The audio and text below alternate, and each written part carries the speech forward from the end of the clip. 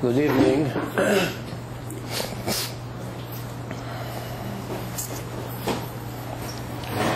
I will speak about a few different topics tonight.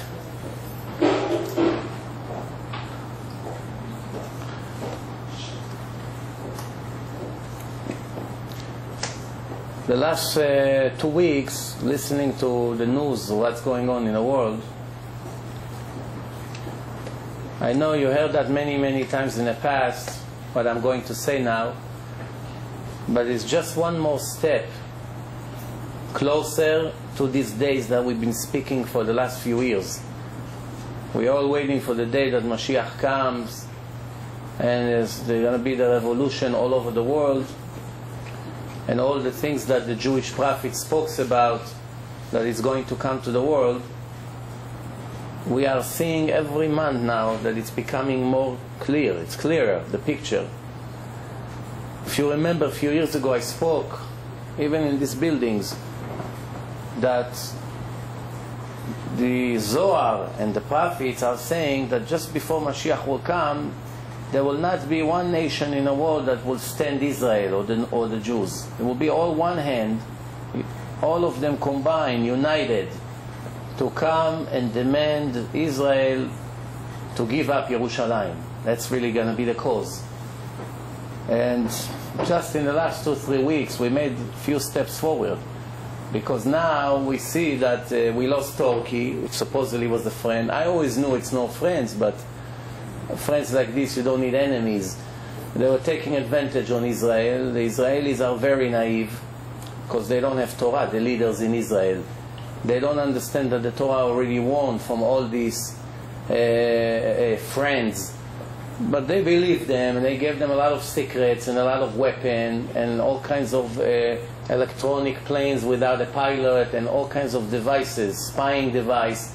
No other country in the world has it. No other Muslim country has such advanced equipment.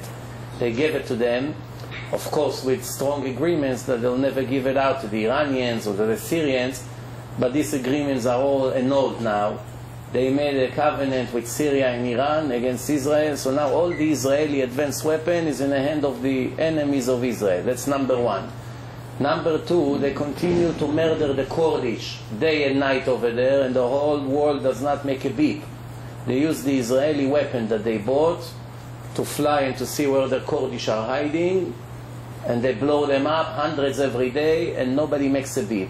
And here comes Israel and kill 9 enemies that comes to attack Israel in Israel territory, and the whole world is making a party. You understand? But this is just to give us an idea that everything that is happening right now, making those days are closer and closer. Today the Israeli government announced that they're giving up. They're opening Gaza now. That's it. So the Hamas state, the Iranian state inside Israel, is going to get now 10 times more weapons and 10 times more bombs, and everything that they couldn't get, supposedly they had to smuggle it under the ground, now they can bring it in free, no problem. Why? Because they're afraid of America. You understand? America maybe used to be a friend of Israel. Used to be better days. The president today in America can care less about Israel and about the Jews and everything around it. Is not exactly a friend like used to be some other friends in the past. Even when we had friends in the White House, they made us a tremendous damage. Like Bush was a good friend of Israel, but his decision made Israel suffer, and will suffer probably for many years. Same thing Clinton. Because of Clinton, we gave half of Israel to the Arabs. All the areas we came out of, all this Oslo agreement. Because of him, we brought all these terrorists inside Israel. They used to be in Tunisia. Now they live inside Israel, 5 minutes ride from the center of Israel. So all these presidents that supposedly are friends of Israel brought tragedies to us day and night. Imagine Carter, which was a big enemy of Israel, and all the other ones that we see now the results of it. So HaKadosh Baruch Hu show us you cannot rely on anyone besides me. If you think that these Gentiles will save you, you are dreaming. Those who love you and those who hate you, doesn't matter. They only will bring to you tragedy one after the other. It's not going to be any difference. So today, we find today that Israel is completely isolated. The whole world is speaking about dividing Jerusalem, and soon it's going to turn, after, God forbid, the Jews will surrender and will give them a part of Jerusalem, they would want the other half. And then the big war will start with all the Arabs, with Egypt, with Turkey, with Iran, with everyone together against Israel. This is what's going to happen. That's it. There's nothing we can do. Now, just that you know, you may think, I'm American, you know. Doesn't apply to me so much. I live here in New York. I can still do business. Baloney. The Jews will not be able to show their face on the streets when something like this will start. There will be a massive attack against the Jews no matter where they are. So already in Turkey, no one is daring to go walk with a yarmulke. 2 months ago, you can walk with yarmulke free. I was supposed to go to Istanbul. So I told him, should I bring a cap or something?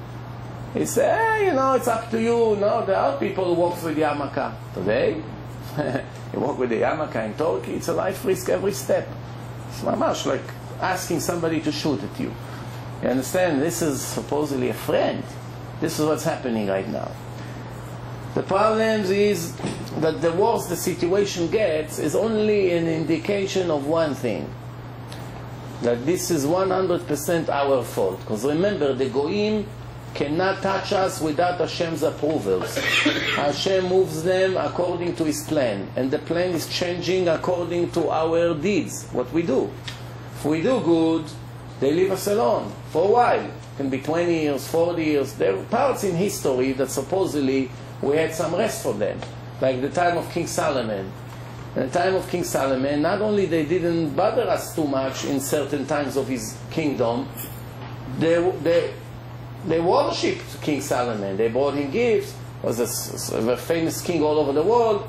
So the Jews have a peace of mind. In the time of King Chizkiyahu, used to be better days. Even some of the times that the nation of Israel were pretty righteous, when other Goyim attacked us, we destroyed them completely. They just couldn't recuperate from the massive war that Israel did against them, if you can read in the Tanakh, and they couldn't touch us.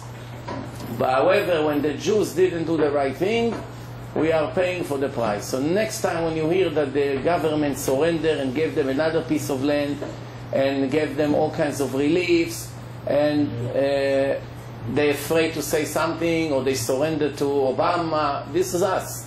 It's really not him. You know, of course, they enjoy to do what they do. That's why the Nazis are getting punished. They did what Hashem agreed that they'll do. If Hashem didn't agree, it wouldn't happen.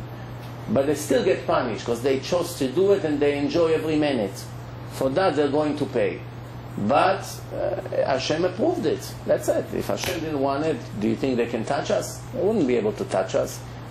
Hashem has many ways to save us if He wants. Slowly, slowly, we are getting choked harder and harder. But we don't realize. Not only we're not becoming better, look at the disaster in the last 10 years. 10 years ago, almost every boy in yeshiva used to dress like a Jew. The Jews in yeshivot, the kids in high school, 9th grade, 10th grade, they didn't know about all the sports, all the movies, all the things that happen in the internet, YouTube, Facebook. They didn't know 10, maybe 15 years ago. Nobody knew it. If you didn't like to learn Torah, fine. So you were not a Talmid Chacham, but you were not a criminal. Today, we can divide the kids to 2 categories. Those who still love to learn Torah and they wear a white shirt and black hats and they come to learn and they're enjoying the learning. This number is slowly shrinking. Less and less kids are interested in Torah. Why? So many infatuations out there. What do they need Torah for? In Torah, Rabbi, you have to think a lot, you have to sweat, it's hard. Yeah, that's movies, games, fire championship, you know, all these things. This is what's going in. And the yeshivot, it's a big battle, because if you are Rosh Yeshiva, it's a catch-22. If you don't allow them at all, they rebel against you and they blow up the place. If you allow them, it can become a lot worse. No matter, it's a no-win situation. Whatever you do, there's nothing you can do, basically. And we hear more and more kids that's starting to dress like the Goyim, You look at their hair, it's all up. I'm not talking secular Jews that grew up in a secular family with a television all their life. From them, there's nothing to expect. If one of them is a Shomer Shabbat, he deserves to bow down to him. If he grew up in a house like this, is in keeping some religion, mamash, to bow down to him.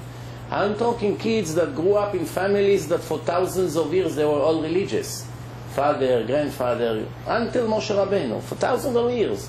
You know, tradition from Hungary, from Poland, from Germany, from all these countries that hundreds of years they're religious. His father is a black hat. His grandfather is a Rebbe. The other one, all of them, all of a sudden you look at the kids now, every day new incidents. Stealing from the parents, doing all kinds of things, stealing credit card number from people, forging all kinds of things, watching dirty things in a bathroom of the school. That's what's going on. A much disaster. A disaster. And believe me, if you want to know the reason for that, mainly the sport. People happen to think, I wish they'll be in sport. It's not as bad as other things.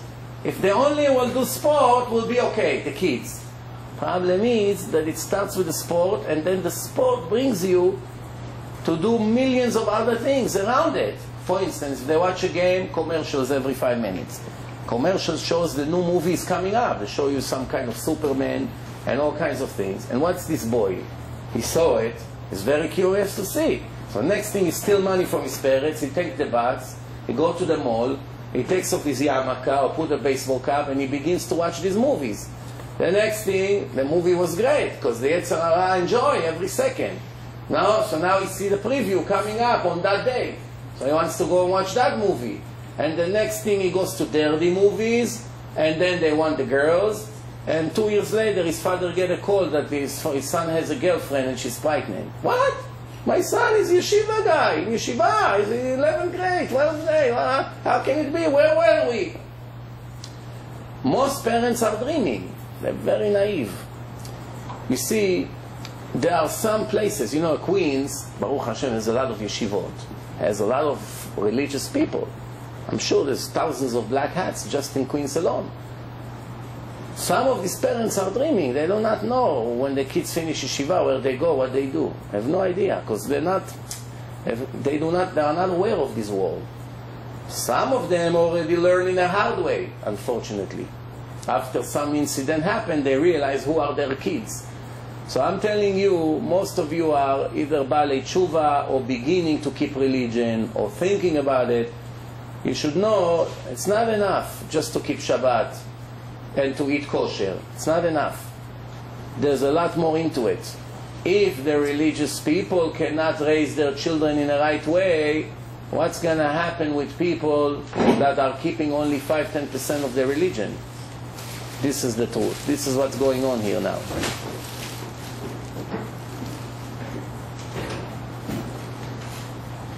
The Torah says that we have to raise our daughters to be very modest.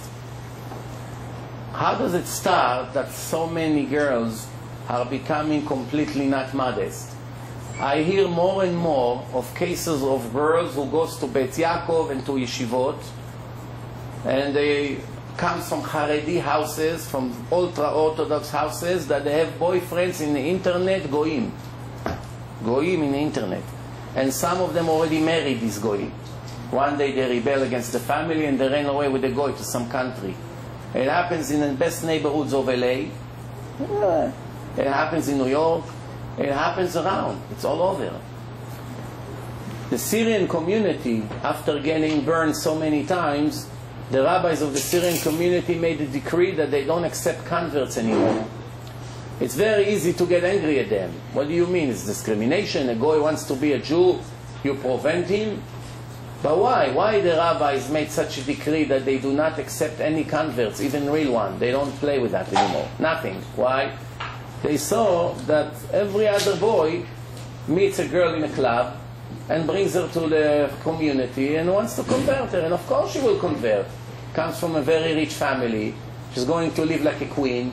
Why does she care to pretend that she's religious? What's the problem? As long as she lives a fancy life. So they saw what's going on here. All of a sudden, every week, a boy brings another girl and another girl, and soon the whole community will all be goyim. You understand? So they say, you know what, even if she's real, even if she really wants to convert, we close the door and the window. Finished. Like this, the boys don't even have that option. So maybe they think twice before they date her. You understand? This is where we're standing right now. Now what about the daughters? Sometimes I go to places, very religious parents, and I look at the 3-4 years old girls, how they dress. I get the shock of my life. I know what this parent thinking. They think, hey, it's a little girl, who's looking at her? Problem number one, before we even think about who is looking at her and who is crazy and psycho, there's plenty of dirty people out there. All kinds of pedophiles and all kinds of things like this. But I'm not even talking about that. I'm talking about the way a kid is growing up. Most likely it will be very difficult to change him. If he grow up in a house that everybody screams and cares, this is his nature, that's it. That's how he's going to grow up. If he grows up with parents that are very stingy, it's going to affect him. Because in his mind, the most important thing is to keep the money in your pocket. Okay, don't give out, don't give. It's a disaster to give. It's because he grew up like this. If a girl grows up with sleeveless shirts and with all kinds of tight miniskirts or pants that are very tight, even though she's only 4 years old, later she will always think, what's wrong with that? I used to wear it for years, until all of a sudden in school they told me to wear skirt. But in her mind, in her psychology, it's not so bad. It's not so bad. It's not so bad. The Torah says, this is what the Torah says, Al techalel bitcha le'aznota. That's a pasuk in the Torah. The Gemara is speaking about this pasuk in Masechet Sanhedrin, and the Gemara says, okay, the literal explanation of this pasuk is, don't make your daughters prostitute. What father wants to make his daughter a prostitute? Maybe in Russia they teach their kids when they're young, you want to be rich?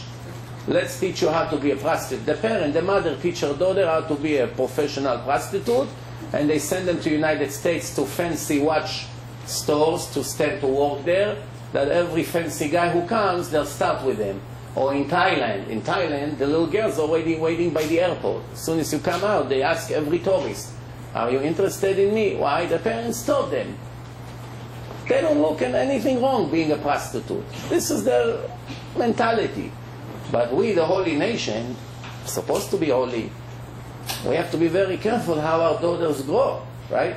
So I know when you used to be in Persia, in Bukhara, in Iraq, most of the women in those days used to be very modest. You didn't have to sweat so much to make your daughters modest, because even the Muslims over there were modest. You know, what do you have to worry? If she goes even to public school in Iraq or in Iran, everybody's covered there, so there's not such a problem there. But here in the United States or in Israel or in other countries in Europe, making your daughters go to certain places, forget it. A year or two later, that's it. You have no control over it. So the literal explanation of the pasuk is, don't make your daughters prostitute. How? By dressing them not properly. That's one way. By letting them see things that later will give them bad ideas. By the mother getting dressed like the way the people here dress on the street, and the daughter learns from her mother that nothing is wrong about it. Even a Shomer Shabbos mother, many of them dress Hashem Yerachem. Mamash, like the worst you can think of. How you expect this daughter to be modest? There's no way. But really the secret of this pasuk is not to agree that your daughter will marry an old man. What does it mean? You have a daughter, she's 18, 19, she is going to get married, and one very rich guy, let's say 30, 40 years older than her, comes to you and offers you a lot of money. Give me your daughter to marry her, I'll give you $1 million. Believe it or not, even in these generations, there are parents who would sell their daughter to a guy like this. Sell his daughter for $1 million, he'll do it. You understand? Today, Baruch Hashem, the girls are not so stupid. She sees something like this, she's going to run away. Or she go to the police or something. You don't have full control on the daughters. But 2 or 3 generations ago, when a father says something to the daughter, she didn't make a beep. That's how it was. Father wants to sell her to a 60-year-old man, and she's only 18. That's it. She became his slave. And he has 5 or 6 like this. Like Osama bin Laden. He has, I heard, like 30 wives. Everywhere he goes, he has a wife across the street. 200 kids, 1,000 grandkids. Oh, he has billions of dollars. He can feed all of them. I have sometimes speaking on the internet to people, so I find that in Arab countries, I have people who email me from Arab countries, from advanced Arab countries. They have access to internet, so they listen to the lectures. They are open-minded, and also they're educated.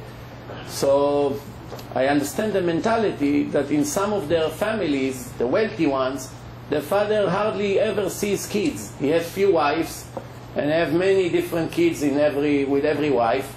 He supplies the money, because most of them are wealthy. He gives them everything they need physically for their living, but he hardly ever sees kids. Kids grow up basically with their mother. She raised them. Well, he's busy with his businesses, and too many kids. Doesn't have time for them. This is not us. We gotta be very careful. If you have a daughter, believe me, first of all, you have to cry to Hashem every day, every open minute about the children. Because right now, it's almost impossible to raise kids. Almost impossible. It became almost an impossible mission. So there's only one thing can really help us, is to cry to Hashem, to scream to Him, without getting embarrassed. You can put yourself in a room. I'm begging you, save my children, that they won't be like all these bums on the streets. One other problem is gambling. Because of these lousy sports that destroyed every good territory, it makes the kids gamblers. Tomorrow there's a game, they start betting. $100, $300. I bet you that this team will win the championship. And what happened when they lose? They're stupid. The kids are still not so clever. 11, 12, 14, they're not so smart. So they have to steal now, because he has to pay. He bet with somebody there in the neighborhood, he has to give him $300. You understand? Where is he going to do it? He's going to steal from his father. That's what's going on here. I'm telling you, I know how many fathers are afraid to put $1 in their pocket. Before they come home, they have to hide the money somewhere outside in the backyard. They're afraid to get money into the house. Why? He has a robber in his house.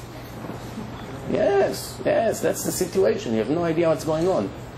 I'm talking to you that it exists in the most religious families. Not religious families, forget it. The father's getting beaten up by his kids if he's not strong. If he's a soft character, they'll beat him up. Sure. If the boy needs the car, the father sits home. He has no choice. He decides when he takes the car, what he does, who he brings to the room. He decides everything. One other problem, drugs. Big problem. All the genius kids that we have, they think, Rabbi, I don't go into hard drugs. I'm not such a fool. I only smoke a little bit, I smoke, it makes me relax. I become a better person. I'm not as angry. But I'm not going to think about cocaine, all these things. I know that it's bad. You little fool. All these kids that went into cocaine and their life is destroyed, how did they start? Same words. Rabbi, I only smoke to make me feel good. They all started with that. What do you think? A kid one day go to cocaine? Start with something like this. Then he looks for something more exciting. Until the life of the boy and the family is destroyed. Thousands of families are destroyed because of their kids. Drugs problems. And there's no way to treat them. The rabbis cannot help them. I have a lot of phone calls. Help me. My son is addicted. He's injecting needles. My daughters, my son, my brother. There's no way to help them, because when you get involved with addictions, what can you do? You can talk to him. You convince him that it's the wrong thing to do. 2 hours later, his whole body is shaking. He needs it. That's it. He's going to break a car, steal something, and go get it. That's what's going on. That's the situation right now. This is it. So HaKadosh Baruch Hu maybe will do us a favor. Maybe will do us a favor that this goyim will come and attack, and finally we go through these prophecies, and we go to freedom after that. The question is, which side we're going to be? The side that will get saved, or the side that will be destroyed? That's the question. That's where religion comes into place. Remember this. I know you don't hear it by any other rabbis, especially in these days. The rabbis are afraid to say it. No rabbis are coming in their lectures to talk about the end and what's going to happen in these days. No rabbi dares to read the prophet Zachary 14 to show you how the world will end. No, nobody wants to do it because they don't want to make the people panic. I don't have intention to make anybody panicking. That's not my intention. My intention really is for us to wake up to know that when the shofar of the Mashiach will be heard, whether it's going to be today, tomorrow, next month, in a year from now, we don't know. But it's very, very close. Once it's going to be heard, it may be too late for us already. You understand? It may be too late. So the time is to wake up before it becomes too late. Remember my words. Once you're going to hear it, that's it. They don't accept converts and Baalei Tshuva anymore. It's all going to be over 100%. The Torah says, if the Goyim comes and attack a city, the prophet Zachary says, one of the things that will happen before HaKadosh Baruch Hu will save us from all these cruel Goyim, and before their revenge will start against all these nations, we're going to suffer tremendously from them. The salvation will hesitate a little bit. It will take time. Before Hashem will come and destroy them, they are going to make us hard time. One of the things they're going to do, unfortunately, read Zachary 14. Don't need me for that. Just read the Navi, the prophet, and you see what it says. One of the things that they're going to do, they will attack the women. They will attack the women. The women and the people of Yerushalayim will have to run to the deserts to hide. Because there will be such a massive war, there's nowhere to hide. They will have to hide. The modest women, they don't want the goy to touch them. So they have to run to certain places. Few times it happens in the times of the Romans. They came to attack the boys and the girls. And the boys and the girls were slaves inside the boat. They were taking them to Rome to work in prostitution. And they all say Shema Israel with their handcuffs. And they jump into the water and drown, all of them. Kosher Jews would rather drown to death than to let a goy rape them. For sure, what's the question here? If a Jewish woman will have the choice to die or to let this dirty, filthy animal touching her, what's the question here? Of course she has to die. She has to let him do it to her. So this is what used to be. The Jews will sacrifice their life that they won't touch me. I'll die as a holy woman. I remember one time my wife was telling me about the Holocaust move that she got from the library. So there were the Nazis, they used to make the Jews undress before they took them into the gas chambers. They will all undress completely. It's very, very humiliating when they put the men in one side and they put all the ladies on the other side. And the men, it's all kinds of Jews. It's the doctor, it's the lawyer, it's the carpenter, it's the kids, it's the big rabbi, the chief rabbi. Everybody stands naked, one next to the other. That's worse than the death. It's better to get a bullet to your head than to stand there for days or for hours in front of your rabbi or in front of your teacher from school or in front of your grandfather and father or your kids standing there like this. You were a billionaire a month ago and now they took you out of your mansion in Berlin or something. They put you like a dog over there standing and soon they're going to bring you in. Right? And the ladies, there were two different kinds of ladies, the religious and the non-religious. So the Nazis, they had everything they did, they took pictures of. They made movies, it was black and white. Many of their movies are still available to see what they did. They made a whole movie about the Jews, how the Jews live, their holidays. Mamash, I have some of these movies in my computer from 60-something years ago. So one of the things they used to do is to take pictures of the bodies, of the executions, of the ghettos, everything. They took pictures of it. They were proud of it.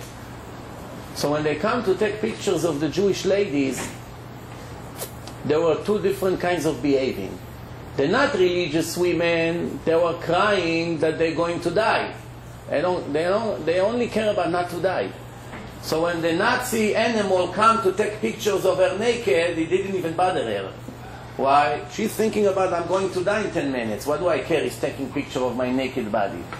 But the religious women didn't care about dying. Of course, everyone cares about dying. But that wasn't their top priority. They were all trying to hide their body. That's why they hold their mind. They stand together that they will cover one another. So in the last minute of their life, they still had dignity. I'm not an animal that this monster will take my picture and will be in some museum for everybody to see me naked. So this is the difference between someone who understands life here is a whole way to life of eternity, to someone that thinks that we are just another species in nature, we'll die like the dogs and nothing comes after. This is it.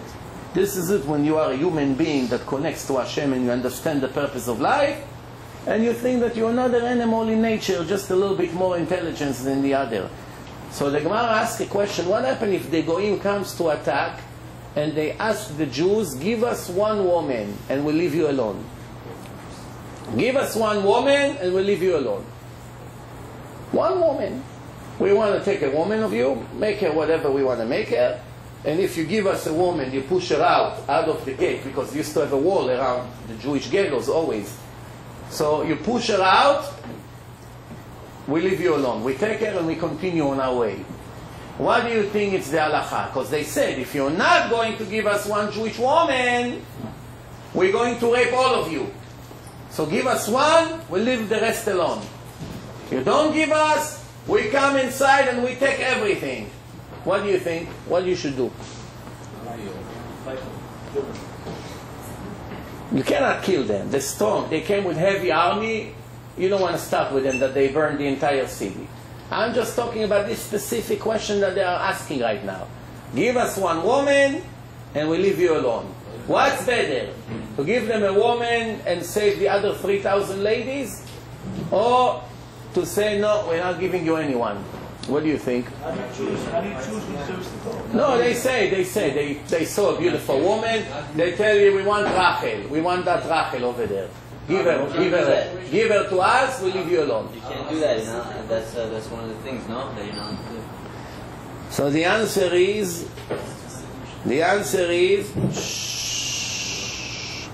יטמאו את כולן ואל ימסרו להן אחת. Everybody will become impure and you do not give them even one. This is in the Gemara in Masechet Trumot, speaking about this subject. Same thing, a man. If they say, give us this guy, we wanna take him, or we kill all of you, you're not allowed to give it to him. You're allowed to convince him, why don't you go and turn yourself in to save all of us? But if he doesn't want, you cannot take them and force him to go out. Why? Taking a Jew and handing him to execution makes you a direct murder. You have to know, in halacha, it's very, very specific. It's very precise. The Jewish law is so precise, it's like the size of a needle, sometimes the difference between allowed to not allowed. I give an example. If a person took a knife and stabbed another person and killed him, he's a murderer. What do you do with a murderer? You execute him in a Jewish court. After 2 witnesses testify that he's the murderer, there's no doubt, you kill him. What happened if he did not stab him with a knife? He took him, he tied him to a tree, and he brought a lion, and he put the lion that didn't eat for 3 days next to him. And the lion ate him alive. What is the punishment of that Jew that tied him and brought the lion? Technically, there's any difference between stabbing him with a knife to putting a lion to eat him? There's any difference? This is a murder and this is a murder, no? It's the same. It's not the same. Over here, you cannot execute him. You cannot execute him. Why? It's not a direct murder. It's an indirect murder. Same thing, you tie him to the side of the room, and you burn the room here, and the fire slowly goes to him, and you run out. You cannot execute the arsonist. Why? Because it's not a direct murder. The Gemara says, Someone who agree that his daughter will marry an ignorant Jew, a Jew that has a lot of money. He's a prime minister of Israel. He's the head judge in the Supreme Court. You name it. He's a very famous football player. He's the greatest, sharpest businessman in Wall Street. No? Give me some more ideas. What? He's the head of the police. He's a teacher in public school. Right? A father that agreed that his daughter will marry such an ignorant means in Judaism, it can be a brain surgeon, still ignorant in the Torah, he doesn't know anything. When I say ignorant, I always mean only in Judaism. You understand? I can find you many Jews that are not ignorant in many scientific things, and in medicine, and in law, and all kinds of things, but when it comes to Torah, they do not know one little thing, nothing. They have no idea what's going on. This is what the Torah talks about. Because remember, they also had doctors 2,000 years ago when it was written. They also had business people then. It's not only started today that people can be very successful even though they do not know 2 words of Torah. We always had ignorance in the history. And the Torah says a father that agrees that his daughter will marry an ignorant, it's like tying her to a tree in front of a hungry lion. That's the comparison. So the next time when somebody comes and offers you to date your daughter, don't be so impressed from his nice car. Why? Because if that's going to make you agree, later on you will be judged as a person who tied his daughter in front of a hungry lion, and the lion did what he did. You understand? Why? Why Chazal gave such a comparison? Why? I don't know, I get a bad feeling just to even think about it. Why they were so strict about it, so serious about it, that they wrote such a thing? Because a person without the Torah, there is no end to how many disgusting things he's capable of doing. There's no end, there's nothing to stop him. If he's naturally a dirty person, he's in nature, there is no end to what things he can do. You hear about in Israel, in the news, what they do, people without Torah every day. You cannot believe that Jews can do such things. Can't believe. Taking girls that they left the house, they ran, locked them in a room for years, make them prostitutes, making them addicted to drugs, that they'll be dependable on him, that they always have to return. Such horrible things, like Nazis. How is it possible? The Gemara says a Jew is merciful. One of the 3 signs in a Jewish nation are that they have to have 3 signs. If you want to check a Jew, if he's really a Jew, there are 3 things you have to check about him. One thing is baishanim. They have shame, embarrassment. They embarrass. If something is embarrassing, they embarrass right away. Then one thing, gomlei chasadim. They kind. They help, they make chesed to everyone who needs it. Everyone who needs to help, they volunteer right away. Somebody is stuck in a highway, they see a Jew stuck in a highway, they stop right away. Even though today it's dangerous. Today it's dangerous, it can be a trap. Unfortunately today, there are many chasadim that the Torah was talking about that we are not allowed to do anymore. It's very dangerous. And the third thing is Rahmanim, they have mercy. They see something, they cry. They see something in problem, they feel very bad for him. They don't ignore him, they don't have cold heart. This is people with feelings, they feel bad for them. I give you an example of what I just said. In the old days, when a poor person came to you and he needed a loan, assuming you're a wealthy guy, you had to give it to him. You have to. If you love yourself, you're afraid of Hashem. If you love Hashem, how can you tell him no? You must give it to him. Why? Chazaka, certainty that he will return the loan. Even if he's poor. Can I work X amount of time, every day put some money on the side, and then the due date he's going to return the money that he borrowed. Today, Chazaka, that he will not return the money. So, if you know that you're giving a poor person a loan and there's 90 or 80% chance that he won't return the money, You're not so obligated anymore, because the Torah say to give a loan, fine. You can give him some tzedakah, some help, some financial donation, fine. But if he wants, I don't know, $20,000 because he has a problem in his life and he must get the money right away, yes, you give him the money, it's almost guaranteed. The money is not returning. So it's not such a thing. Nobody can force you to give. If you want to give, you have to take into consideration that you're willing to forgive this money and not start a fight. If you're not the type to forgive the money, better you don't start. That's one example. I'll give you another example.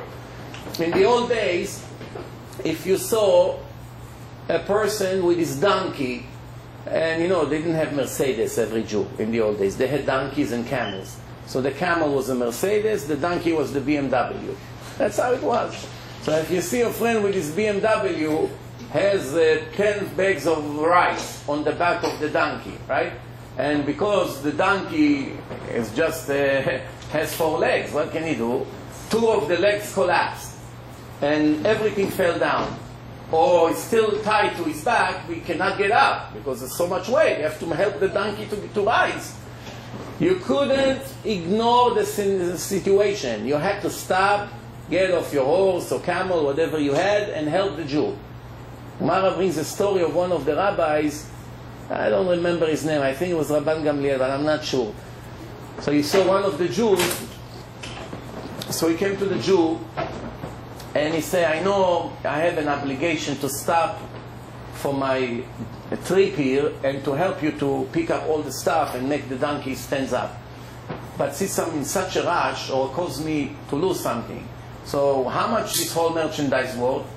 Only $20, whatever it was. Here, take $20 and leave me alone.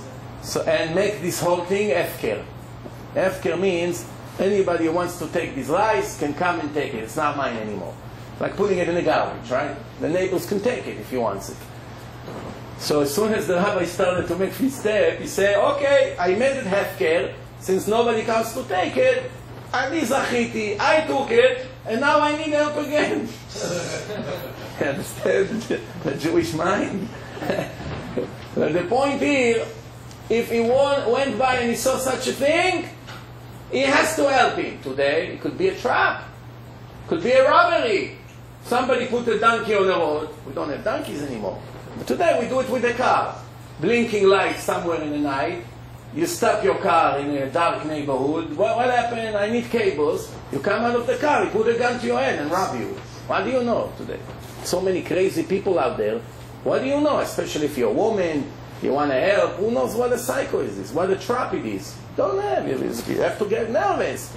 In Israel, it's even more dangerous because the Arabs, they put a custom like Israeli soldiers to get the ride. They hitchhike. And then you stop, they get in, and they slaughter you, they kidnap you. You understand what's going on? So today, if you ignore a soldier, you're not a criminal. Why? There's always some kind of percentage that this soldier is really an Arafat. You understand? So we see that some of the things that in the days of the Torah were mandatory, it's not so simple that we can do it. For instance, I'll give you another example. Somebody walk into the shul, and you say, I don't have a place to eat on Shabbat. Somebody walks in.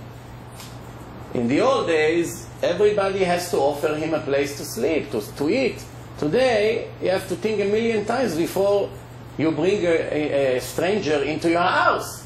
Who knows who he is? Who knows? It can be Chas v'Shalom an aid stations. The next thing, he has some blood on him, and Chas v'Shalom can make you a damage that you'll never get out of it. Or it can be a thief. I'll tell you a story that happened, a real story.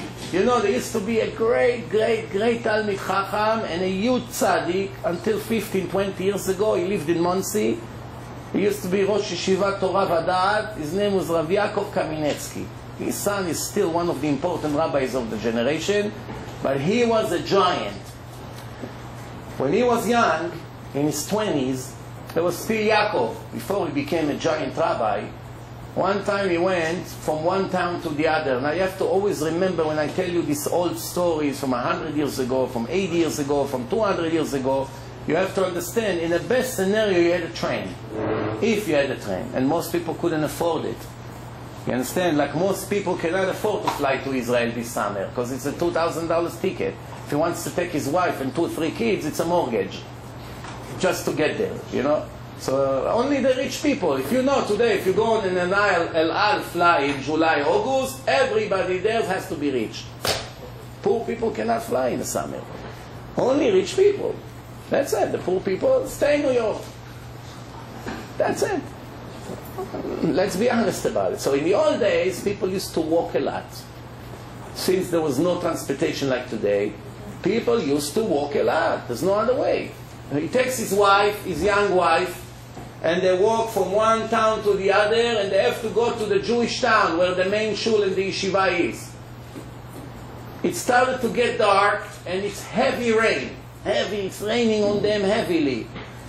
They said, well, we cannot walk in the middle of the night with such rain, it's freezing, and we won't make it anyway. So we have to find a place to sleep. Tomorrow we continue to walk to the yeshiva. So they're looking in the houses, which house has a mezuzah. They see a nice fancy house, and it has a mezuzah. They knock on the door, and one religious guy, hat, beard, opens the door, and you see a young religious Jew in his 20s, he doesn't know him, and he says to him, I'm very sorry to disturb you in this late evening, but we are stuck here and it's heavily rain, we're freezing, and we need a place just to stay for the night. And tomorrow we'll continue to go on our way. So the guy said, you came to the wrong address, my friend, I'm sorry. I cannot let you in. He said, I'm willing to pay then, if that's what make it possible. He said, no, I do not let you in.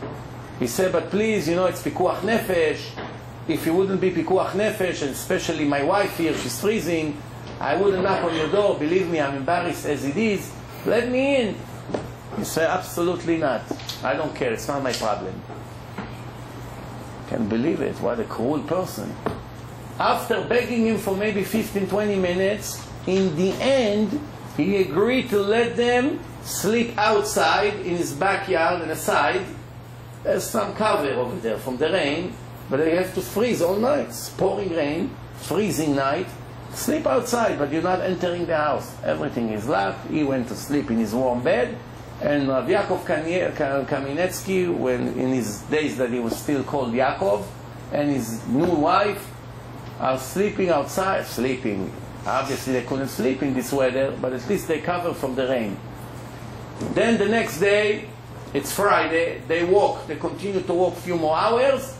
They got to the yeshiva. Over there they knew as a very genius young Talmid Chacham, so they have a room for him.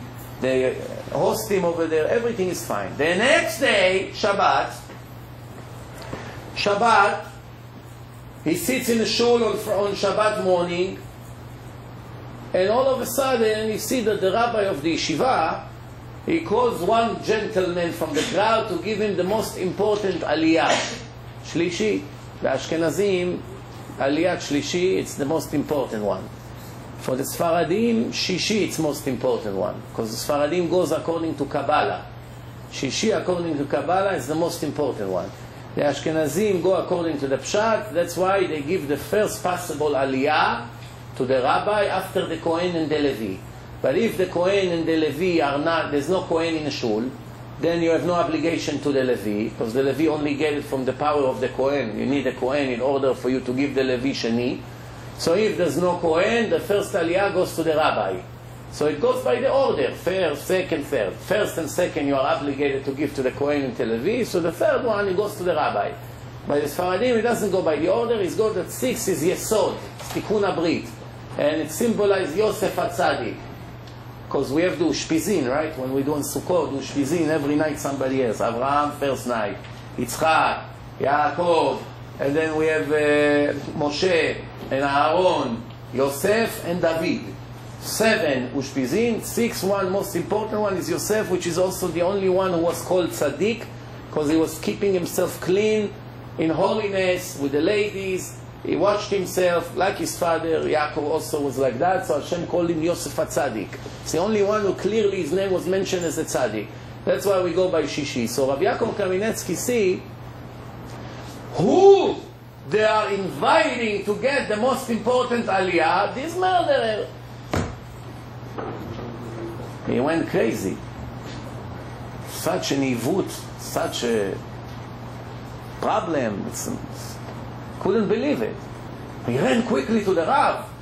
He whispered in his ear, how can you give such a person aliyah? A person like this cannot even be allowed to pray in a shul with the people. Such cruel murderer.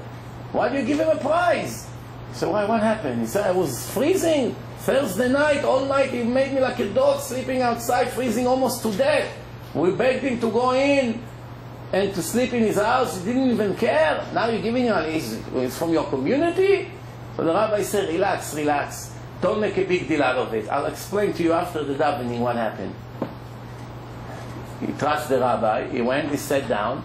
By the end of the davening, the rabbi comes to him and says, let me explain to you what happened. You see this person? Everything you see here is sponsored.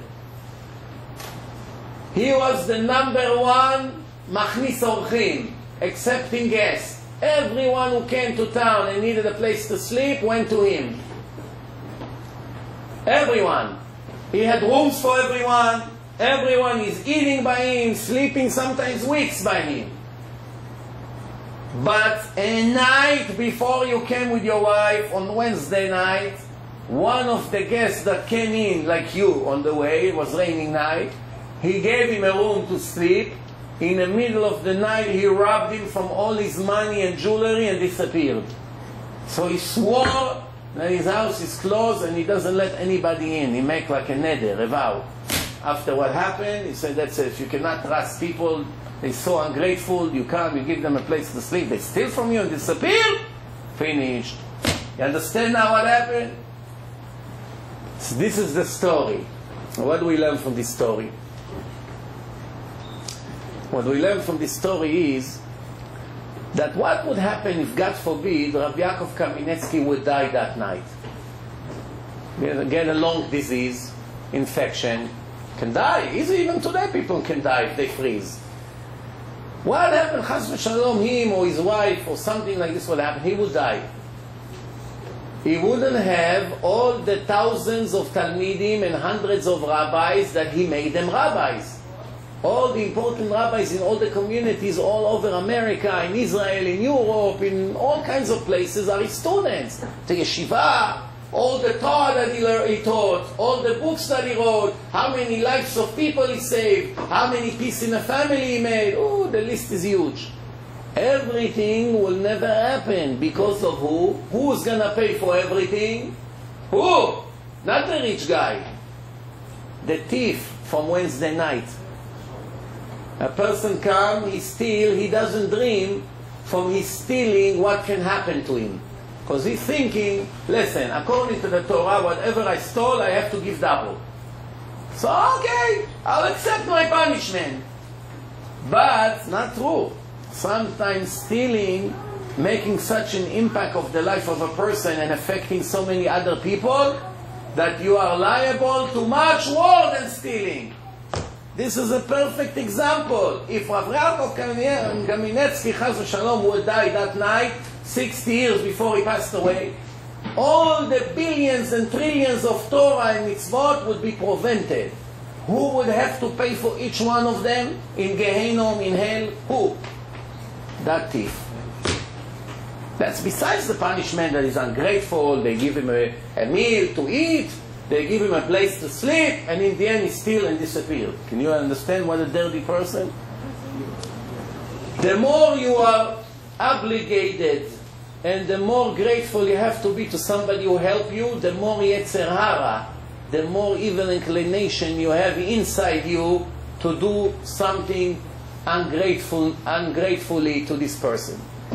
Somebody who you owe nothing, you don't have such desire to harm. Somebody who did a lot for you, the yetzer hara is crazy to make you fight with him. He will never leave you alone. Even 5 years later, yes, of course you feel appreciative that he did something nice to you, but the yetzer hara will try to catch you. And in the end, somebody will come one day and say, you know, you remember this guy? Wow, he says such bad things about you. Lashon hara, what happened between you guys? Even though you owe him so much, just by one story that you heard, the next thing you become his enemy. Why? Because if you owe him and you do something against him, your punishment is much, much, much worse. In case you want to know what it is,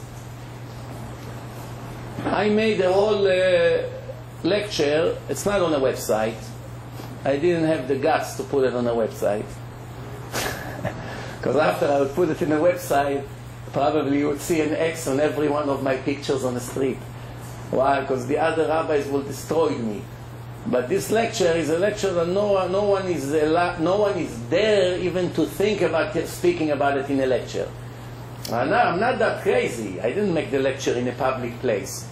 We made it to a group of people that didn't leave me alone because they wanted to learn about it.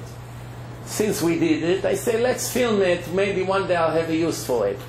But obviously I cannot put it on the website. Why? What's so crazy about this lecture? It's a description of hell.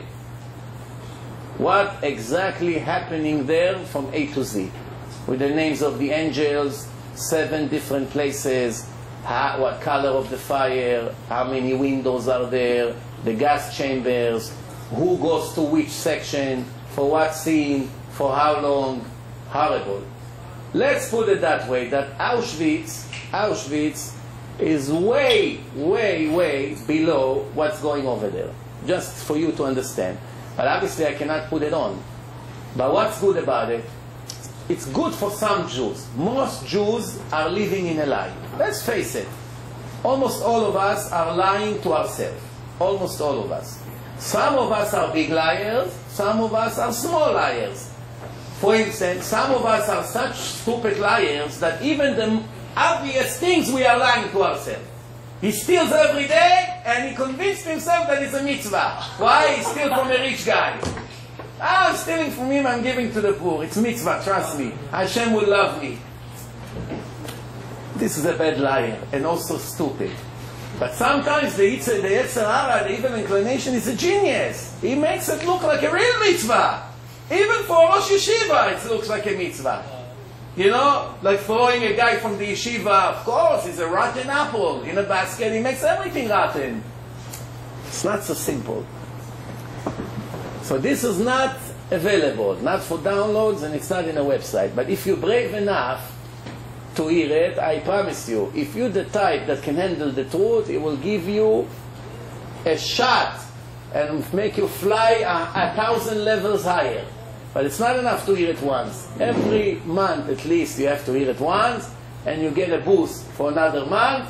You'll be in a very high level. Why? Because you know I shouldn't play games with Hashem. Everything has a price to pay. But this is just one example. Speaking about it, sometimes the little thing that you think you did, it's a snowball. You got to be clever. It's a snowball. When is it Lashon Hara? Lashon Hara. What are you gaining from it? Most of the Lashon Hara, it's people that you have really nothing with. Nothing with. It's maybe a little bit jealousy. Maybe one time they didn't give you enough respect. Or, they, you don't like their face. Whatever the case may be. But really, if you really think about it, I'm not talking now two owners of electronics store, one across the street from the other, that they constantly speak Lashon Hara. He's a thief. He's selling fake product. Don't believe him. Didn't you hear he was arrested the other day? Because he's thinking by making Lashon Hara about this competition, he's going to get more business. No. You can understand the fool. What does he know about Torah? He thinks the Parnassah comes from the electronic stereos that he says. He doesn't understand the Parnassah comes from Hashem, and the store is just an excuse how to give you the money. He doesn't understand. That's why I think that my enemy is taking away my Parnassah. Taking away your Parnassah. You have to understand. If you decided now to go around the shul, around this beautiful building, and picked up the garbage, you take a big garbage bag, and say, I want to do something for you, Hashem. You go and you pick up all the garbage. And you have a big garbage bag, you did it, nobody asked you to. This will bring you Parnassah. It's exactly like going to your store and work. If it took you an hour of work, in Shamayim it counts that you went to your electronics store and you work 1 hour. Hashem doesn't need your efforts, doesn't have to be directly in business. You have to make some kind of efforts that it's possible for Hashem to send you money through that effort. That's it. Everything else, Hashem will decide how to send you the money. That's why you don't have to kill yourself so much. What? Hashem, I'm a teacher a few hours a day. I teach kids. Even though I don't have a chance to make $20,000 that I need to send all my kids to yeshivot and to pay the mortgage and the health insurance and the food and all these things, especially if you live in New York. But a teacher cannot make such money. Fine, but I make my efforts.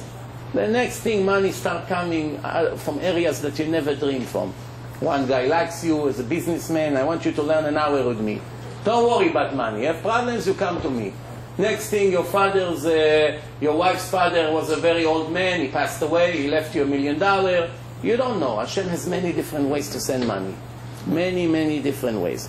Before we finish, a few more things. One thing we should know, the Gemara says, En kovrim rasha etzel tzadik. The Gemara in Masechet Sanhedrin, Mem Zayin, page 47. This is it. When a person passed away, you have to check who he was. If it was a righteous person, Shomer Shabbos, not lending money and charging Jews interest, not stealing, not doing all kinds of things with goyot and all kinds of things, he can be buried in a kosher section. If it wasn't Shomer Shabbos, was doing all these things that I mentioned, you put him in a different section. You do not put wicked next to righteous. It's not fair for the righteous people. Why? What do they care? They're not there anymore. The soul is in heaven, no? So what do they care now that next to their body they put another body of a wicked person? First, a part of the soul stays in the grave forever. You should know. That's why we pray by the graves of the righteous people. Second, when there will be the resurrection of the dead, he open up his eyes and see who he was buried next to. It will be a big disappointment. We don't want to disappoint them in the resurrection of the dead. Third, it's not fair to sell the graves for the same price. Because the righteous one, is only rent. He's only there until the Mashiach comes, he gets up. The other one is forever is there. He's not going to be resurrected. The price of a grave over there has to be a lot more than here. You got it? A lot more. Then, one other advice the Gemara gives, המגדל כלבים כמגדל חזירים. If you love your dog too much, give up this love. If you have a backyard, it's fine, you can keep him there. But if you put him in your living room, it's not good. It's like having a pig in your living room. I spoke about it in different lectures. Another advice of the Gemara, never suspect people with kosher reputation. If they are kosher reputation and you saw him doing something wrong, don't jump to suspect him. Why? החושד בכשרים לוקה בגופו. If you suspect kosher Jews, you are risking the health of your body. Next time, chas v'shalom, if you have an accident, you broke something, or they have to chop a piece from your body, you have to remember that that's because you're suspecting kosher people of doing the wrong thing. So before you jump, don't talk too much. If you see a person every Shabbat with his cigarettes walking in the street and talking on the phone, and he's not a doctor, but even a doctor cannot smoke his cigarette on Shabbat. See a Jew walks in the street and Shabbat in your neighborhood with a cigarette constantly. You know, it's Mechalel Shabbat. So tomorrow when you see him driving on Shabbat, you're not going to be a fool. No, give him the benefits of the doubt. Maybe his wife giving birth now. There are some fools who think that that's the halacha. No. You only give the benefits of the doubt to someone with a kosher reputation. Which means you know it's Shomer Shabbos, you see him walking to shul every Shabbat, and all of a sudden you saw him driving a car. Chas v'shalom, maybe his son is sick, maybe, who knows what happened, maybe he's getting a heart attack soon. Don't know. 100%. You're not allowed to start walking around and tell people, oh, you know, I saw this guy driving on Shabbat. Not allowed. Why? Because you have to give him the benefits of the doubt. And if you don't be surprised that later you're going to pay the price. Next thing, if somebody marry a girl for the money that she has or her father is willing to give him, he will never see any blessing with his children. יהיו לו בנים שאינם מעוגנים. His children will not be decent, will not be straight. This is the Gemara in Kiddushin Ayin. But if the father offers him the money and he didn't ask for any of that, that's not what he married her. He wanted her because she's a kosher, modest woman. That's a different story. But if he does it for the money, it's cancer to his life and to his children, spiritual cancer. It doesn't pay. כל המלמד את בן חברו תורה כאילו ילדו. If you know Torah and your friend has a kid that needs some teaching, and you call him, let's learn a little bit a day, come on Shabbat we'll learn, you teach him Torah and you make him better, it's count like you gave birth to him. This is the Gemara in Sanhedrin Yutet. Another advice, people who only davens every day but they do not learn Torah, they should know that their davening is not productive. Why? המסיר אוזנו משמוע תורה, גם תפילתו תועבה. Somebody who removes his ears from the Torah lectures or teaching, his prayers is also despicable in the eyes of Hashem. You come to pray, Hashem, Hashem, with all the faces and your parrot flying in the wind. And in the end, Hashem say, Hashem, Hashem, you're allergic to my Torah, 45 minutes, minyan, in a modern shul, 35 minutes, some shuls. He comes, especially for him, he comes a minute before the Baruchu. Some Kohanim only show up to Birkat Kohanim 5 minutes and go. The embarrassed of the rabbi, we need a Kohen. What about my own soul? Okay, I give them a blessing. The idea is, my friend, if there is a shiur, make time to stay for the shiur. Make time. I have to be in the office at 9. Rabbi, the train, this. Start your day at 10. You won't make less money. You won't. I told you the story about the guy in Syria, no? Every day he used to go to the office 12:30, 1 o'clock, to his store. He had a jewelry store in Halab, in Syria. His wife was going crazy. 10 years you have the store, we're not making any money. You are the only diamond dealer in the city from all the Jews in 47th Street that do not have a Mercedes and a beautiful marble house here. What's going on? With 2 lions in the front. Can I be more specific? You're the only one. So he said, I'm proud of it. Why? I don't care about this. I care about Torah. No, but we have to help the kids one day. One day, a Mustafa from Hebron in Israel had a big diamond, worth fortune. In Israel, everybody was poor at that time, so he has to go overseas to sell the diamond. Mustafa comes to Haleb, to the market of Haleb. He asks around, who is the most reliable person here that I can trust him to evaluate my diamond? So they told him that Jew. So okay, he comes, he stands by the gate. They have a metal gate that they put down. 1 hour. The market is full of customers. 2 hours. The Mustafa is standing there. 3 hours. 12:30, the Jew showed up. Guy said, I came all the way from Hebron. I'm standing here 3 hours. What time you open your store? He said, I have to learn. You know. He goes in. He has this tarbush. You know tarbush what it is? It's the special hat that the Jews in the Arab countries used to wear, and also the Muslims. So inside the tarbush, he has a zipper. He opened the zipper, he takes this big diamond from the hat, he shows him the diamond, the eyes of this Jew was blinking. Where did you get such a diamond? He said, I have it, I want to sell it. He said, how much it worth? It was 1920. 90 years ago, this story. He told him more than $100,000. That was like $20 million today. So he told him, do you think you can find me a customer here? He said, it won't be easy. How long are you staying in town? He said, 1 week. I'm going to stay by the hotel in the center of town. Told him, I shop around, I see. Then, 2 days later, the Jew walk in the street. He see a bunch of Arabs around the dead body in the middle of the street. They're all standing. Police came. So he comes, he see Mustafa is dead. With his mustache like this, you know, round in the corner. He's sleeping there and he's dead.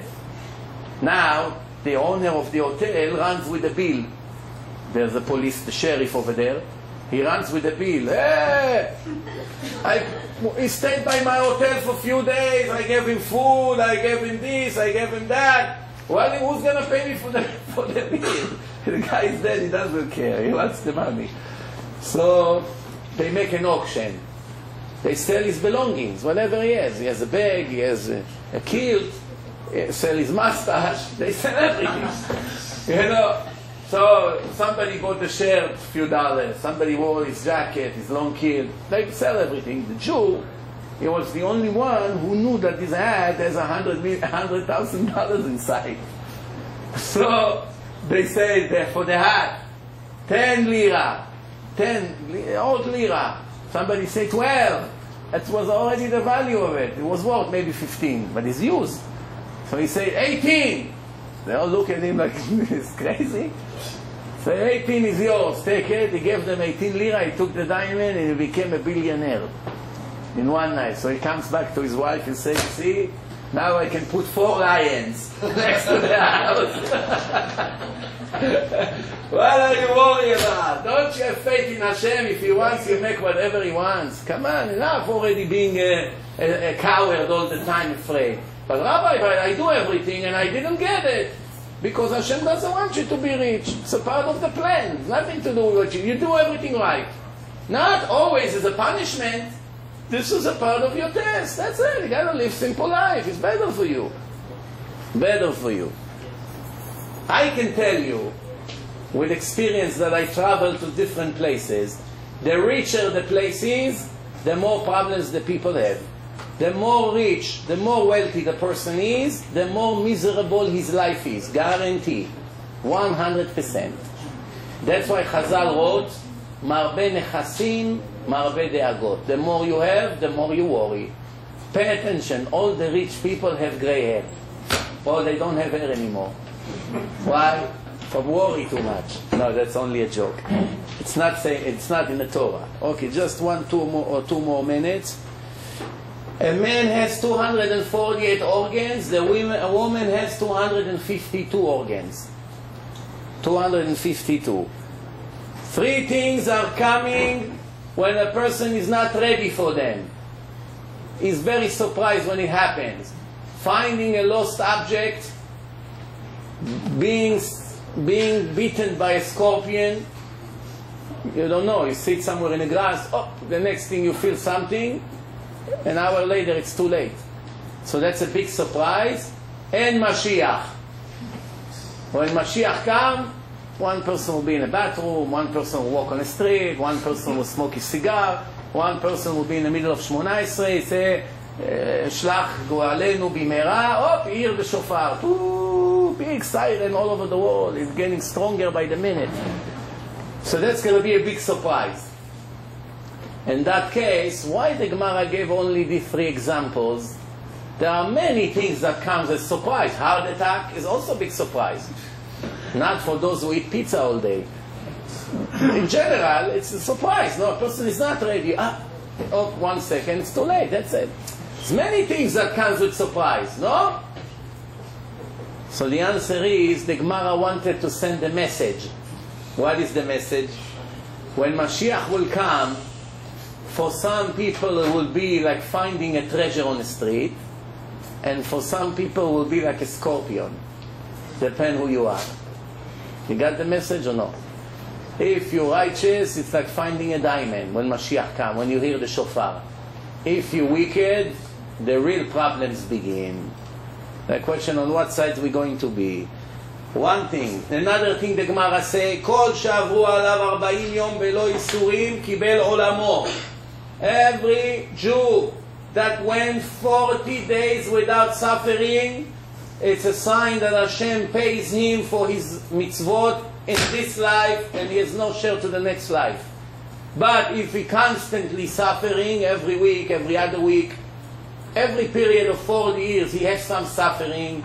The Rebbe from school called, your boy making problem, we kick him out, you do this, business went down, the IRS sent him an audit, all kinds of problems. He's sick, his wife just bought a new coat, it will take him 10 years to pay the mortgage.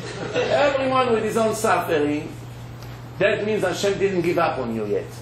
But if it goes smooth, you have to start worry. 40 days, no, not one suffering, everything goes smooth. Shem Yirachem. Then, one more thing, Torah mateshet kocho shel ha'adam. How do you know if you really learn Torah and Hashem is satisfied from you? If by the end of the day that you learn, you cannot get up from the chair. I have a cousin like this. When he learns, when he finishes, after many hours that he learned, he cannot get up from the chair. Guarantee. Nobody, he has somebody to pick him up. It's not a handicap or something like this. It's not so old. Why? The brain works in such a high pressure that by the time he finished, let's say he cannot get up. Many times he went with an ambulance to the hospital. Why? It takes away all your energy. If by the end of the Torah lecture you get up and play basketball, check how you learn. Maybe it's better you be a history teacher. You know, teach about the Greeks and the Romans. But to learn Torah, you gotta put all your efforts in it. That's what the story with Rish Lakish. He saw a beautiful woman swimming in a lake. Gorgeous face. He jumped, started to swim. He was the head of the gangster. By the time he got there, he realized he's a handsome man. You know, with the peot and everything from the side, it looked like a woman. So he said to him, "You thought I'm a lady, huh? That's why you swim all the way here." He said, "Yeah, from there you look gorgeous." Rabbi Yochanan was a very pretty man. Was sitting by the mikveh for all the women to see him when they come out that they have pretty babies. The Gemara says. They ask him, "You're not afraid of Ayin Hara? It's dangerous. Everybody look at your beauty." He said, "No, I'm from the tribe of Yosef. Yosef is protected from Ayin Hara. This is what Yaakov told him. Ben Porat Yosef, Ben Porat Ale'ayin, you're protected. I know I'm protected, that's why I'm sitting here." So he told him, I make a deal with you. My sister is a lot prettier than me. You see such a pretty man. My sister is a lot prettier than me. If you become tzaddik, I make my sister marry you. Deal? So what do I have to do? You have to come to the yeshiva. You learn with me, I'll teach you Torah. He said, okay, fine, deal. Shook hands. He turns around to swim, he couldn't swim. So Chazal asked, when he got there, in 5 seconds he swim half of the river. Imagine the Hudson River by the FDR Drive there. You jump, half a minute later you're on one of the boats there.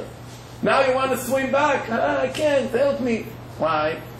Because as soon as he accepted to become a Torah scholar, already some of his energy gone. The Torah is something, it's like a spiritual thing. Now when a person accepts to learn Torah, don't expect him to run around. He won't have that much energy. In the end, he was the Chevruta, or he became very, very smart, very big Rebbe, and they learned many years together. And when he died, Rabbi Yochanan went crazy. Rabbi Yochanan had 10 sons. All of them died. The last one who died, he took his tooth and he went from one Shiva call to another.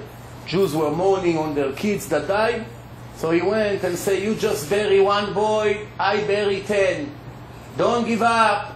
Soon you unite with them together. It's not the end of the world. He was comforting them. But after his Chevruta died, that said he couldn't live anymore. So the Gemara said, look at this righteous guy. 10 or 11, I think. 11 of his kids he buried, and he did not become crazy. You know one person in the world that will bury 11 of his kids and not become crazy? Show me one like this. Most people, after one, lo alenu, that's it, they can never function the same. See the sadness in their face constantly. Some of them die from heart attack, some of them lose everything because they cannot think anymore. You know, I once told you in a Memorial Day in Israel, if you're once in Israel in a Memorial Day, don't believe me, just go and check if I'm right or wrong. You go to the cemeteries of Israel where all the soldiers that died in a war are buried, people who lost 18, 19, 20 years old soldiers. Every year, all year round, every day, the parents go to the cemetery in the morning, they have a chair there next to the grave.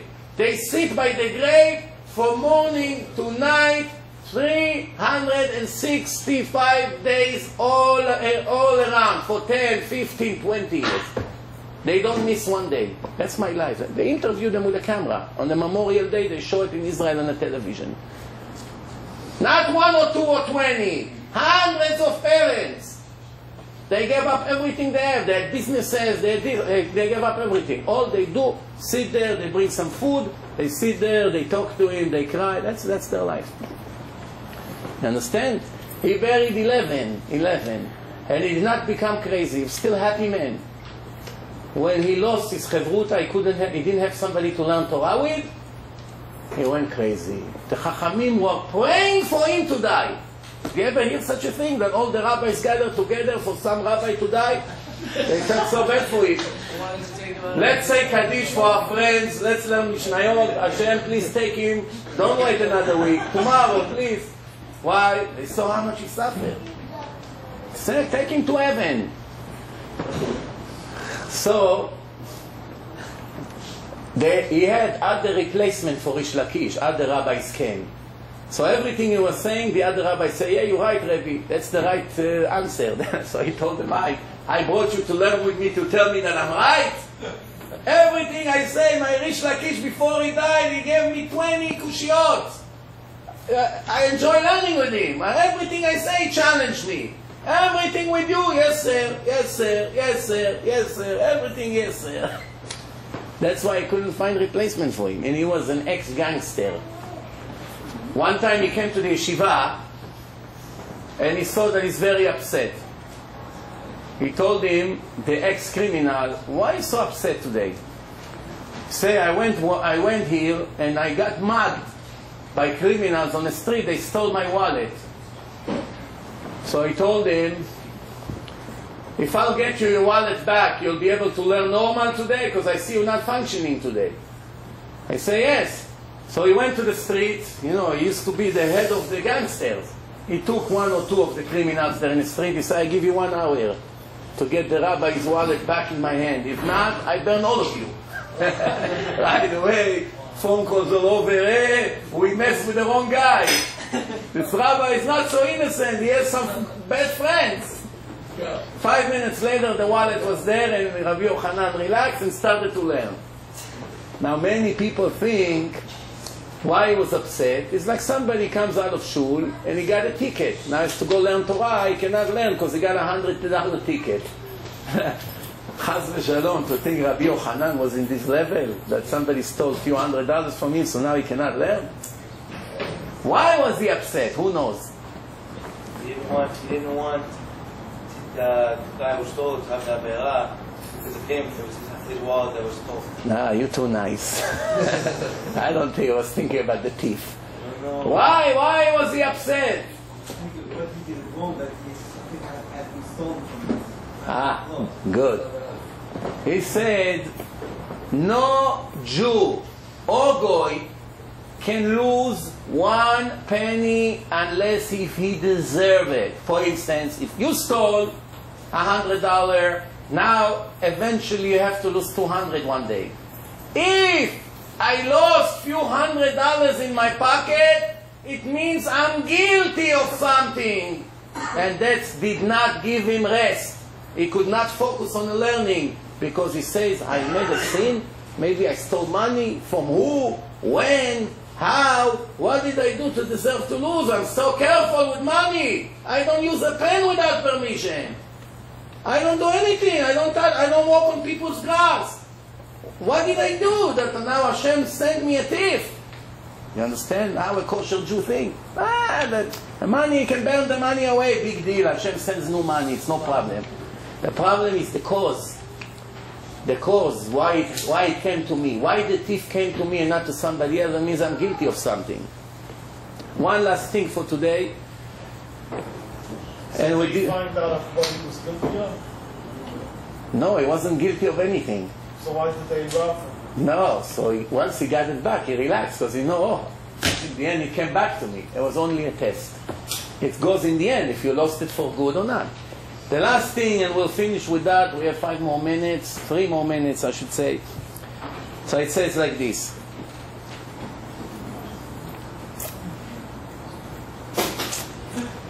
Gadol ha'me'aseh yoter min ha'oseh. This is a Gemara in Baba Batra, page 9. What does it mean, Gadol ha'me'aseh yoter min ha'oseh? The Gemara says, if You convince your friend to do a mitzvah. It counts that you did more than him. For instance, if you told your friend, I want you to donate $100 to this kosher yeshiva, and he agreed, and he donated that $100, it counts on Shamayim that you gave 100 plus from your own money. If you have a lecture and you convince hundreds of people to give tzedakah after they heard your lecture, every dollar that they gave, it counts that you gave $1 plus. So if altogether in a year different Jewish institution made $1 million, and thanks to your drasha, because people hear it on the website or on CDs or anything like that, or on the radio, all the money that they gave, it counts you gave more than them. Very good business, no? To convince other Jews to do good. But it's much better than that. I want everybody to remember these last 2 minutes of this lecture for the future. All of us, and I say that many times in the past, but once in a while you have to refresh it in the memory of the Jews. Because the Goyim, seems to me, remember it more than the Jews, believe it or not. Goyim that love Hashem, and love the Torah, and love the nation of Israel, seems to me sometimes that they are more generous than our brothers and sisters when it comes to making Jews religious. If I show you the amount of emails I get from Goyim that wants to help for people to become religious, believe it or not, is more than Jews. And it cannot be. Something like this cannot be tolerated. Not that the Goyim are not allowed to help. They deserve, and they deserve all the credit for it. And they're righteous Goyim, for sure. Hashem loves them, people like this. But we have a much bigger obligation than them. You don't understand. When someone that is not so obligated does better than you, that you're extremely obligated, you have a serious problem. We have a big problem. It cannot be that stranger, people who are not apart from the Jewish nation, and not, some of them are not even rich, they take a nice portion of their weekly pay and they donate for people to have CDs that they become Shomer Shabbat. Does it make sense to you? And you go to a wealthy Jew and tell him, give her $500-600, give $1,000, we'll make 1,000 CDs, we give it to 1,000 secular Jews, and let them become religious. Many of them will wake up. Yeah, call me tomorrow, come to my office, you can come tomorrow night, and the next day is not there, playing games all week. What's going on here?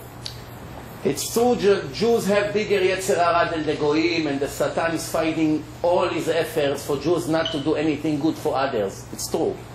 But still, it doesn't justify the behaving. So I want to finish with this. You should know that every time you help others, especially to make them keep mitzvot, don't think about only what you're supposed to think. If we were kosher 100%, it's just enough that it makes Hashem happy that His children are returning to Him for me to be extremely happy, even without reward. But we're not in this level, so let's go down to who we are, really. Think about your huge reward. Yes, do. Think about it. At least you give. Think about that if you put 1,000 CDs out there, which cost $1 each to make, at least 10 Jews will become fully religious sooner or later from these 1,000 CDs. Because many Jews are inspired by a minute. I'm telling you, I sometimes speak to people 10, 20 minutes, that's it. Either way, they change. Next day they call, so what book should I buy? So which lecture should I have? I was in Great Neck for Shabbaton. Shabbaton! I just left Great Neck. I didn't even get to Tragsnik Bridge. On the line there, I already have 5 or 6 phone calls from people. Where can I see you? Which website? Because it was Shabbat. I couldn't give them cards and CDs in the middle of Shabbat. So where can I get the CDs? So what time I can call you tomorrow? I want to talk to you about this and this and that. So just imagine what's going on here. There are people who are very thirsty. All you have to do is just give them a welcome call. And that's a CD.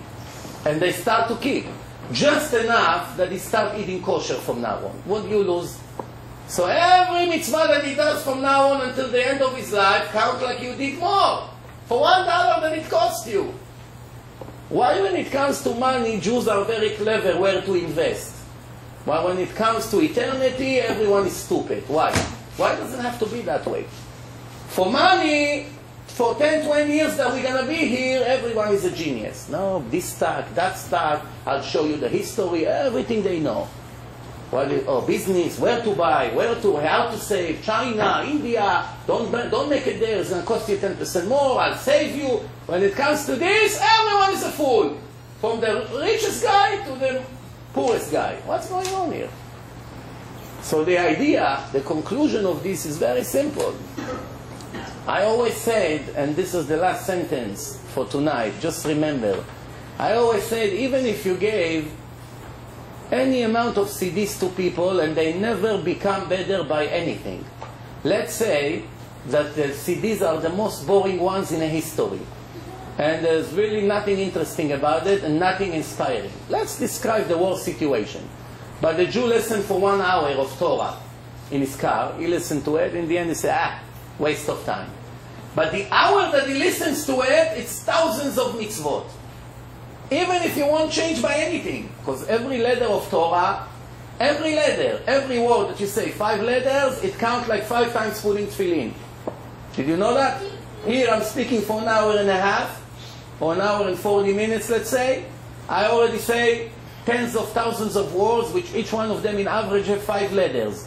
Each letter counts for each one of you like a big mitzvah from the Torah, with a huge reward eventually in the next life. Huge reward. That's why so many thousands of Jews sit all day and learn Torah, because they know what they're getting for it. They're not doing it for free, even though it's interesting, but still, they give up other things for sitting and learning. That's the ultimate profit.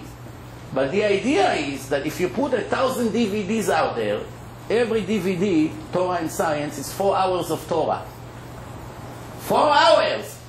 This Jew would listen to 4 hours of Torah and it goes to your account. 4 hours of Torah, I promise you, it's more than 250,000 of mitzvot for the $1 that you gave him, even if he will never become religious. Stay the same what he is. Everything the same. Nothing changed. Just listening, you got 250,000 of mitzvot for $1. Good business or not? But I bet you won't do it. You know how I know? How I know that you won't do it? Not only you, the people who would hear this lecture on the website, they won't send checks, they won't charge the credit card. How do I know? Because I said it at least 10 times in the past. And I've seen that it didn't even bring hundreds of dollars. Here and there you find few goyim that sends money, yes. And some Jews, but why is it? Tomorrow you come and tell them we're building another synagogue, we need another $4 million. Oh, that's a different story. They give $500,000, no problem. Why? The Satan doesn't care. There's 500 synagogues in Queens. He cares there's going to be another one. Anyway, most of them are 80% empty. So what does he care? Go to Canada, see what buildings they build without saying names. They don't have minyan there every day. 20 floors, rooms, that room, that minyan, everything empty. You go in the building, you hear echo. 17 million, 25 million. It's all empty. Some shoes are blessed, they're full, yes. But most, very empty. Check. Check. You see sometimes on the street, 15 synagogues. 3 of them was enough. There's enough room for the whole city to pray in 3. But they have 15. Why? The Satan encouraged them. Take all your money and build another building, and another building, and another building, and another building. Why? That you don't save Jews. Let them keep being Chalel Shabbat, let them marry Christine, let them die like this wicked. Build another synagogue, good. Every rabbi wants his own minyan. What's the problem? Over there in a town, there's already one rabbi and he's kosher. And he has a big minyan. What's going to happen? You open another minyan, half will go from here to there. Why we need another 7 million to throw? That the Jews, instead of being 200 in this building, now it's going to be 100 and 100? Who's going to fill up that shoes? All these shoes that we build. You know how many thousands of shoes are out there? Go and check the statistic. Another sickness that we have is Achnasat Sefer Torah every week. Every week, hundreds of Sifrei Torah machnisim to the shuls. Where this Sifrei Torah goes to the storage. There's no room. Go, I don't know this, I never opened this. I promise you it's full. Go downstairs, I promise you it's full. Go to every synagogue in Brooklyn, all these big giants building, go to Great Neck, go to any queen in Queens. They have no room to store the Sifrei Torah. But next week, it's going to be 2 more Sifrei Torah in the storage. And the week after, another 1 or 2. And each Sefer Torah is between $30,000 to $100,000, depending how fancy it is. Why? What for? Satan is happy. No, yalla, another 100,000 went to the storage. You know how many Jews you can save with the price of that Sefer Torah? Make 80,000 DVDs, and I show you how many Baalei Tshuva next week. Satan won't let. Yes? If a Jew has...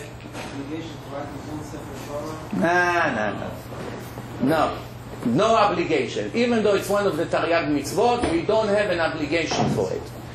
You don't have. You understand? Nobody speaks about it.